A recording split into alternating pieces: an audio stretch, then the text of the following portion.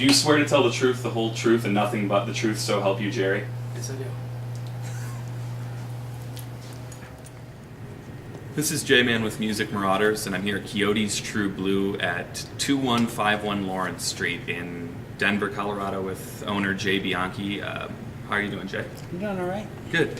Can you talk a little bit about the history of Quixote's and the different locations that Quixote's has been at? And started off I guess you want to know the history of. I opened it in 1996, and pretty soon after Jerry died, I had a bunch of posters in my house. I kind of wanted to open a coffee house or something like that, but that doesn't really work with music real well. Not as sustainable. Yeah, I'm not really a drinker, so but I mean, so the beer and alcohol work better with the vibe and getting together and the communal thing. Mm-hmm. Sure. Can you talk about just kind of the different locations of Quixote's throughout that time period? The first one was 9150 East Colfax, and that had a nice fireplace in the middle. It was a pretty cool place. People, when they came there the first time, they heard a lot about it, and like one person walked in, he's like, "Wow, I thought this place would be way bigger," because they heard like. Was it like a hole in the wall? Yeah, it was. It was a hotel bar. It was like a hotel bar. So the fireplace in the middle, and then the kind of a weird diagonal stage, and just started it with 2 nights of music a week. Then we added an open stage on Thursday, and then like a band would call up and say, "Can we get a Tuesday?" And it's like, okay, cool. So we just started adding music as many days as we could. Okay, so from that location, then it went to... Then it went to 7th South, Broadway location, and that was like way bigger location. It had 2 rooms, and then we ended up with a 3rd room, so we had 2 stages there also. That eventually became the Sputnik and Hideout. Mm-hmm. And then from there, is that when... Then we closed down for a little bit, and we opened right next to Cervantes. Okay. And so that was like the other side, or... What is now the other side, yeah. The other side, yeah. Okay. Yeah, so that room, though. Yeah. Okay. And then from there to here... Were you never at that? I wasn't. No. Oh, okay. No. Actually, when I came to town just a couple of years ago, this was the place. Okay. So now you're here, and how long have you guys been in this building? I thought it was 5 years, but I guess it's almost 5. Right? Is it? Okay. So. Gotcha. My wife's like, you can't just have anniversaries all the time, because I like have like a 5th anniversary here, and then like 16th anniversary for Quixote's, and she's like, you just making up anniversaries? So I was like, well, I mean, 5th anniversary of being here, so. Yeah, and this is This was Owsley's at first. Right, and that became Quixote's then, and then you just recently turned the courtyard here into what was called Owsley's, correct? Yeah. Can you talk a little bit about this building and kind of what it means to you, or what it means to the community, and how it compares to the other versions of Quixote's that have existed before? Okay, for the longest time, most people thought the first one, they would always go, "Oh, it's not like the first one." This is the first one that actually replaced in people's hearts and minds what the first one meant to them. The fireplace was a communal area. That, it was a round fireplace, like a ski lodge fireplace. That's cool. And everyone would sit there, and we don't have the fireplace here, but the patio kind of replaces that in their mind. Mm-hmm. I think. They could go out there and they can talk and chat, and they don't have to listen to the music or it all switches. During the summer when there's a lot of music out there, and they come in here. So. Mm-hmm. I like this location because it's like you walk through and you come back. I mean, it's like there's no way. I mean, it's just a circle. There's no, it's a wheel, and you go through, and you'll circle back to where you are.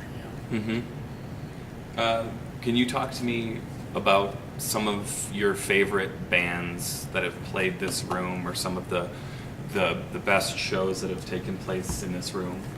Some that stand out to you specifically?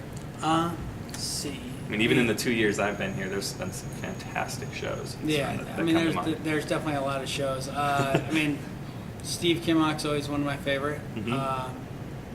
Dark Star Orchestra playing here was cool. I don't think that was their best show when they played here. The Terrapin Nation show? Yeah, yeah. They didn't really play any Dead songs. No, I think they a lot of people came expecting Dead. Yeah, they played songs that the Dead played, but it wasn't their best showing. So, yeah. Well, what about some of your other favorites? New Orleans Suspects have been pretty good here lately, and just sometimes the low I mean, JGB obviously, Melbourne Seals, but like the fun little ones that aren't like high on the radar, but like Shakedown Street, New Speedway Boogie, or just you can come here and you can just have fun. It's not a high cover; it's just more of a fun show. Duck Pond has done some during Dancing in the Streets. They were killing it out on the patio. I was like, a lot of people were talking about that set specifically. Yeah, I mean, yeah. you had some great music here during Dancing in the Streets, and yet, everybody's I like raving walked about out there. I this was like, band- what the this hell's band going that- on there? Yeah, nobody really even knew who this band was. Yeah. And, I think they weren't even on the list. Yeah. right. I think that is accurate. Yeah. What are some of the things that stand out to you the I most? mean, really, in a weird way, I like this Heineken one because it's not really an official poster or anything, but it's one of those things that you can. It's just a relic that you could have got one place. There's not like a ton of them, and I mean, there's probably one of those. This was probably at a bar in Boston when the Dead played there. So, and I mean, I do know someone from Boston gave it to me, and they said, it was just at a bar. So, so like the Old Crow. I mean, this is a great one. It's simple, but I mean, it's cool, kind of trickster figure. A lot of my favorite ones are in the back room. But, I mean, I like them all, obviously. So to pick one is kind of,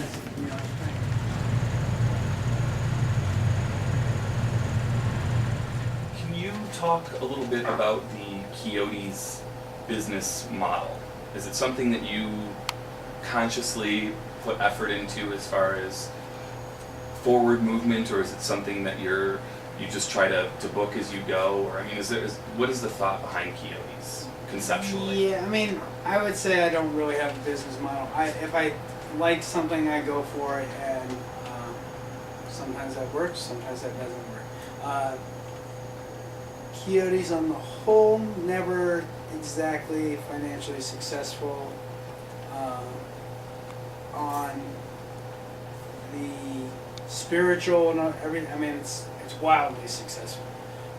This could be the most successful venue on that level that Yeah, I've yeah. ever been to in my life. Yeah, so it's like the most unsuccessful successful thing. And I think, one of the things that actually I was thinking of the new Quixotes wouldn't be a Quixotes at all. I was going to probably lose the name. I actually wasn't going to use the name Quixotes here. I was going to keep it as Owsley's, but the other team kept on saying that they were the old Quixotes, so I was forced to use Quixotes. So are you saying when Quixote, this When location we moved moves, here, I was going to keep it as Owsley's. Okay. But Cervantes kept on saying that we're the formerly Quixotes. Right, and that name technically belonged to you. I Yeah, guess. so I kind of had to push the issue so that they couldn't say. I mean, it doesn't really make sense to say formerly Quixotes if Quixotes exist. So So moving forward, does the Quixote's name continue to exist? I mean, I was just thinking about this last night. I mean, I think it exists, but I was thinking just going with the True Blue and dropping the possessive name of it. I'll probably use the same signs. I'll probably use the same, you know, and so Quixotes will still be there, but I was just going to call it True Blue for me. Mm-hmm. Which I think is one of the, as far as the business model, is one of the things that was always holding Quixotes back, because there was me possessing it and it being my project, where I think Quixotes is really a community project, which I haven't really let it be that. So, you know, like just recently, everyone's like, I mean, I've had tons of calls of people saying, hey, if you need help on the move, we'll help you move, you know, we know you got a lot of stuff there. Which, first 4 places, or first 3 places, whenever we moved, no one really said anything. Like, okay, cool, you know? So, I think this is the first one where I think people feel like they're part of the community. And I think we should just leave it as part of the community. And that way I'm taking my ego out a little bit, and it just becomes Quixotes or True Blue as part of where it's the people's place. Not communist people's place, but I mean people's place kind of thing. You're not running a communist, are you? Speaking about community, how do you feel about the community that's come out of Quixotes and out of the Grateful Dead, like, for example, tapers and vendors, and, you know, what are your thoughts towards I think it's those? great. I think everyone should be able to do what they want to do. I don't have, like, tapers, they do what they want, as long as it doesn't interfere with me, my thing, I'm good. Painters, they do what they want, as long as they don't get paint all over the floor, I'm cool, you know. You know, You kind of take that approach in general, just that as long as people are doing what they want and not bothering you, that it's fine. That's kind of how you run your venues. Yeah, I so think a lot of people appreciate that, and it kind of helps contribute to the community. vendors and all that stuff. It's like, okay, cool. They're like, can we vend? I was like, yeah, just come and pay the cover, and we'll deal with it. You know? There are very few venues in the country that are doing 3-night runs with bands. Can you talk about the importance of a 3-night run and kind of your approach to those? Because I know what you would do is the first 2 were night shows typically, and then you do the Sunday day show. And can you kind of talk about that formula? Usually, I mean, I like that, you know, if you can get a 3-night run or a 2-night run or any kind of run with a band, then the first night it's kind of hectic. They're all stressed about setting up and all that stuff, and I think they probably play well, but they don't get time to relax and practice or whatever they need to do. And the second night, it's just like they're at home, you know.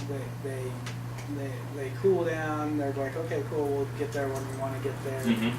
We set up, maybe we'll do some practice, or maybe we won't, you know, maybe we'll just have a nice dinner, but we're not moving all the time. And the third night, you know, usually it's a Sunday, it's kind of laid back, you know, and I get to enjoy that show. Those seem to have been your favorites whenever I've talked to you about it in the past. You were always looking forward to that Sunday show. Yeah, so, I mean, but though the formula doesn't always work as far as mathematics and money, but it does work for, I mean, because Sunday usually doesn't get as much, you know. But it does work aesthetically for enjoyment of the show. And it provides some variety too when you're doing, you know, a day show in the afternoon in the courtyard as opposed to, you know, an evening show. That's a nice variety. Can you also talk about some of the challenges of having a venue that is open 7 days a week and it has music of some sort 7 days a week? Can you talk about the challenges of that? I mean, obviously people want to play the Friday, Saturday, you know, so, but not every, I mean, there's 5 other days left in the week, so if you can make like a Wednesday or a Thursday work that's like pretty consistent, that's the challenge. But then there's always like the Tuesday, the Tuesday or the Sunday that you're trying to make something happen that might not be there. And it seems like it should be easier to get some bands on the Thursdays and Wednesdays because they have to play Friday, Saturday somewhere. So it seems like they would have Tuesdays available or something. Mm-hmm. Like that. But I think as Denver became a more popular destination spot, the bands were focusing on getting there Friday, Saturday, and they would leave the Tuesday or Wednesday for Nebraska or something like that, and play that. But Makes sense. before it was, at least 16 years ago, it was like Denver was someplace that they went through, and it was like they would fill in a date on Tuesday and Wednesday, so you could get some really good bands on those days. What's changed from then when bands were passing through Denver till now where it's a destination for bands? Yeah, on it's a Fridays? destination. They want to be here the Friday, Saturday. But what's changed in the amount of time when you've opened Quixote's to I where think we it's changed. That's changed where they're now they're going to be here Friday, Saturday, and they concentrate on filling in a date in Nebraska or Iowa or something. I guess what I'm asking you is, It's bigger market but why? because people. It's a music market, and I mean, it's a music market for this.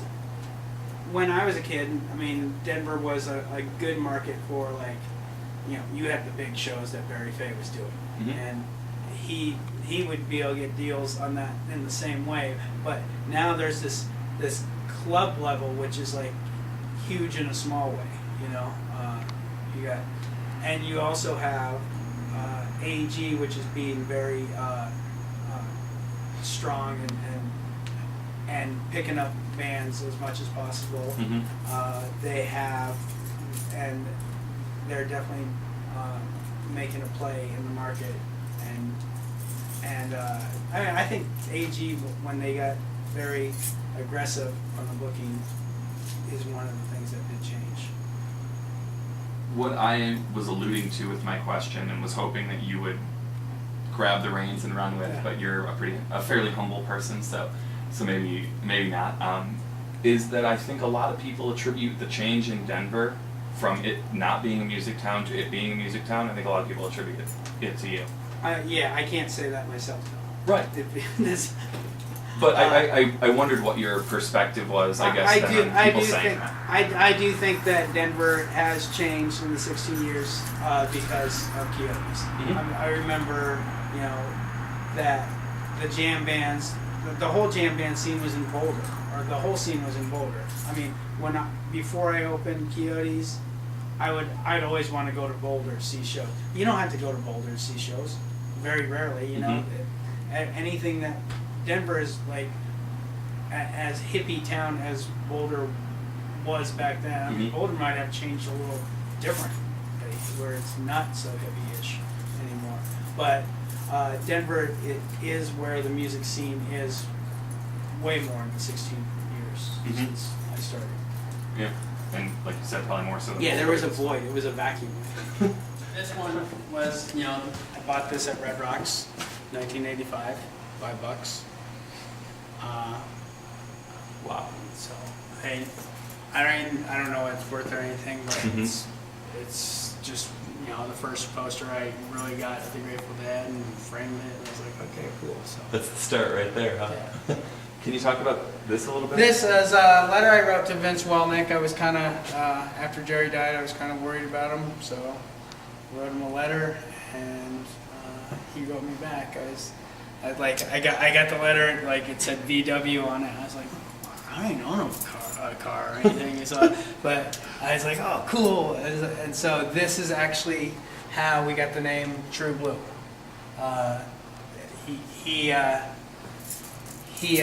started a band with Bobby Vega and Steve Kimmock and Prairie Prince, and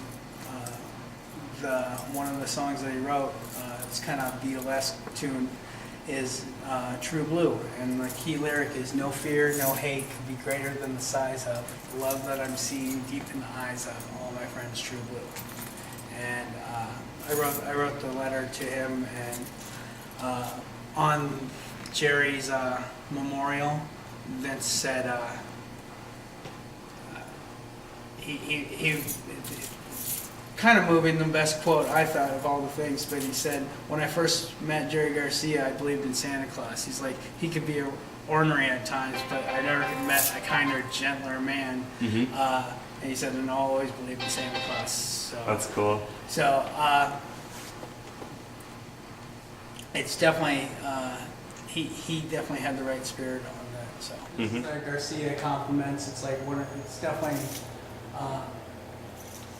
It has like some crazy movement in it, even though it's it's pretty simple also. But it's like it's those colors. It's like some basic colors that kind of just is good, grows with you, Yeah, I like the light on it.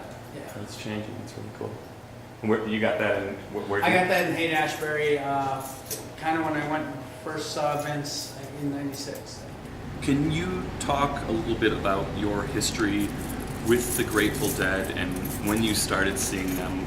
What made you progress to a point where where we're at now? Yeah, I like music. I always liked music. I saw the Grateful Dead in 1985. I thought it was a cool show. I wasn't like gaga, I was like, okay, cool, this is cool. And it kind of snuck up on me. Then I'd see another show. I saw one more show in '86, and then I saw 4 shows in '87. But I was never like, even like towards '94, '95, I probably saw like 20 shows, but I didn't think of myself as a Deadhead per se. I was like, oh, okay, cool, I'll see them when I see them. But it seemed like, you're making more room for something that, even if you're not admitting you're a Deadhead, you're making more room for it. I liked all music, I just tried to see, Rush, Black Sabbath, every band I could see, Cars, REM, So, I definitely liked music.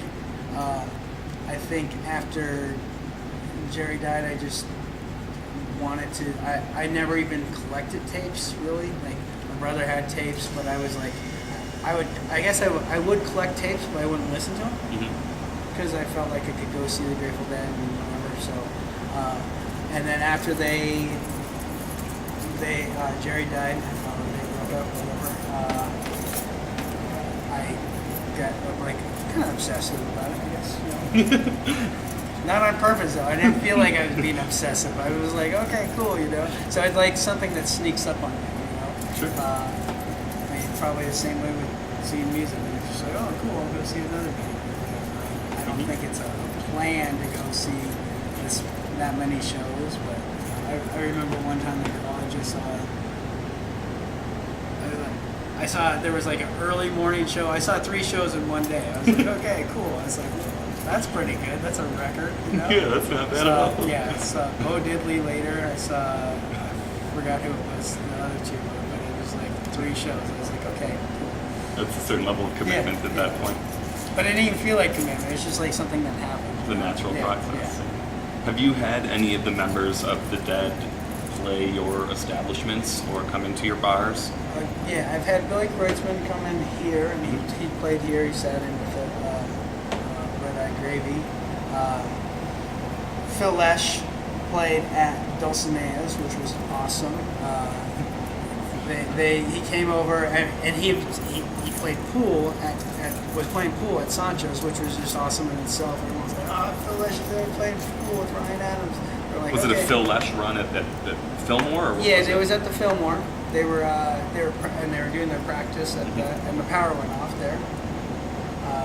And I guess I talked to Joe about this. They said the power went off there, but at the Fillmore, but the power stayed on for Jerry's guitar. The whole Fillmore went, but it stayed on for Jerry's guitar. So Ryan kept on coming over, getting some drinks, and then he kept on going back to Phil. Says, "You should come over." And so Phil finally came over, played some pool at Sancho's, and then one of their tour managers was like, "Hey, Phil wants to play here. He wants to sit here and play here." And it's like, And this it's is like, at Sancho's? This is at Sancho's. I was like, "Yeah, that's okay, but we could probably have him play at Dulcinea's. We have actual stage and all that stuff."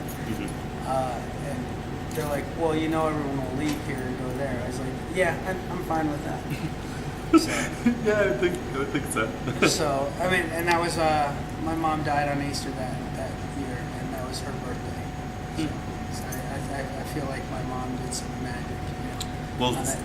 something in the universe happened, right, for all of that to progress the way it did. Yeah, I mean, and that could just be a coincidence, but 3 years earlier, Dark Star was playing August 1st on Jerry's birthday, and the power went off at the Fillmore also. And so they had to cancel their show.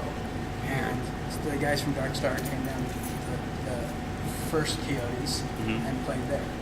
That's cool. So, I mean, and actually that was like one of the days that like I gave up on that day. I was like, that day they announced that Dark Star was playing at the Fillmore, and I was like, okay, cool, well, I'll let them win on that one. You know, so I actually had a band booked early,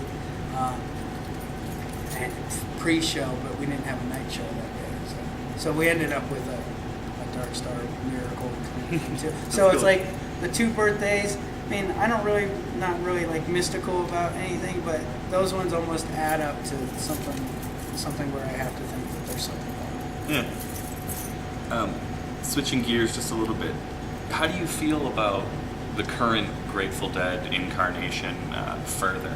Is that something that appeals to you? Is it something you enjoy? And I know it's kind of an odd question, but I feel like you're someone who could answer that.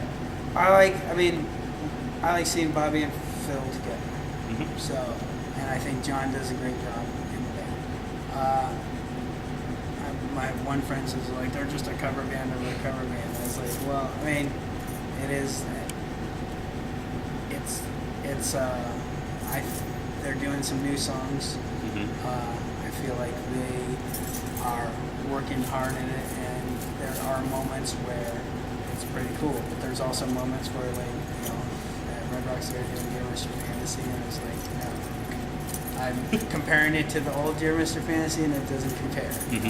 But there are moments where it works. And when Bobby was doing Good Lovin' on Saturday night, I mean, he was having fun, and it's like, okay, cool, these guys got some energy, you know.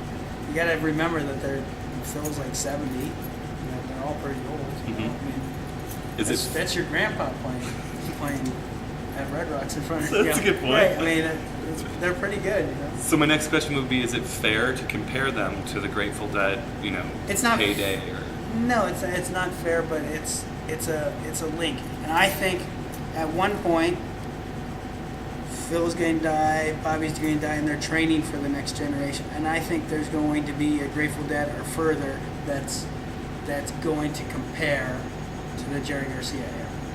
interesting. I mean, it may not happen right away, but it seems like, you know, they're putting the pieces together, they're training everyone, it's this mentorship, and they got this whole thing going, and there is going to be something that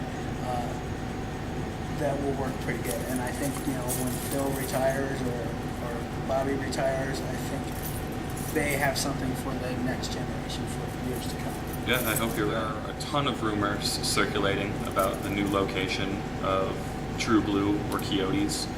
Can you speak to the new location yet, or is that something you're willing to address, or when will we know, I guess is the question? Because you've heard the rumors, Officially, you see the rumors. yeah. Officially, you'll know the day before or the day that we close this place.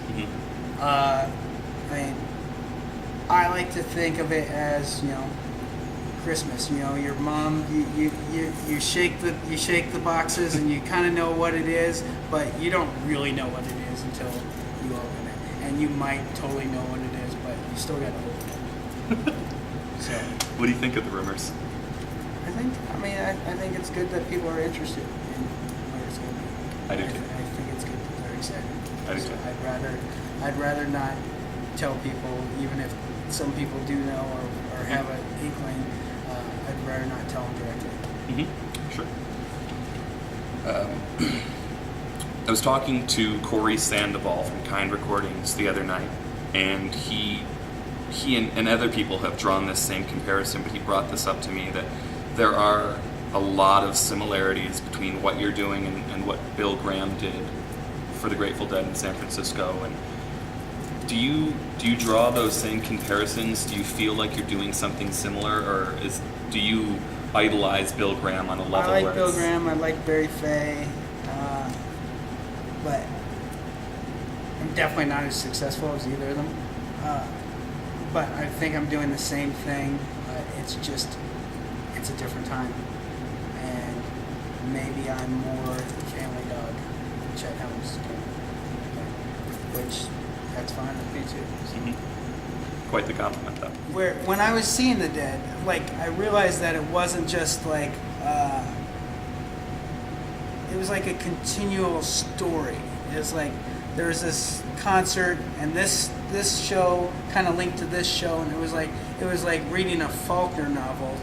The Grateful Dead was, where the Rolling Stones, which I'm wearing a Stones shirt, usually I wear, but they were awesome.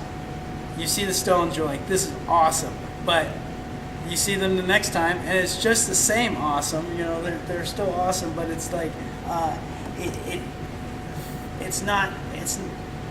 it's a great like one-off novel where the Grateful Dead's like this whole like soap opera where you get involved in all of their thoughts and feelings and stuff like that. And like seeing the Stones, it's like boom, boom, these guys are fucking awesome, and you don't need to know anything really about them. You're like, they just kicked ass. Do you think Quixotes is kind of like that in the same way, that it's just an ongoing story that's constantly progressing? I think so. And I mean, I was actually talking about how like the Quixotes are now like now that there's the eras of it, it's like I almost relate them to the keyboard players. You know, it's like, and it doesn't have to be the same order, but like maybe the first Quixotes is a Brent Midland one, and the second Quixotes is the Pigpen, and That's then the third Quixotes was a Vince Welnick, and this one's a Brent Midland one again. You know, it's like it's defined by the keyboard players, and then the entry point, like where you know it's like, oh, I first saw Quixotes in the 7 South location or this location. You know, so it becomes that novel. You know, it's like it's an adventure novel. You know, or you know, it's the continuing story. I appreciate your time. I appreciate you sitting down to do this. I appreciate everything that you've done for this community. Whether you want to take credit for it or not, I do. Denver in general, and I think the people in this music scene are so grateful for what you've done, and we have a lot of hope moving forward that Quixotes will exist in some form, and hopefully it's a better form than we've seen in the past, and just keeps progressing. I will actually benefit from it. Good. That's good. And for me, I consider Quixotes to be the center of the universe. And I know that sometimes the center of the universe shifts, but the center of the universe always has to exist. And I'm looking forward to the next incarnation of Quixotes Trooper. So thank you very much. Thank you. You swear to tell the whole... Is that good? Should I start with a vocal warm-up? Sure. Go ahead, Yeah, so I don't really plan to move anytime I get a place, but I guess I end up moving every now and then. It's kind of a nomadic thing. A nomadic thing, yeah. So.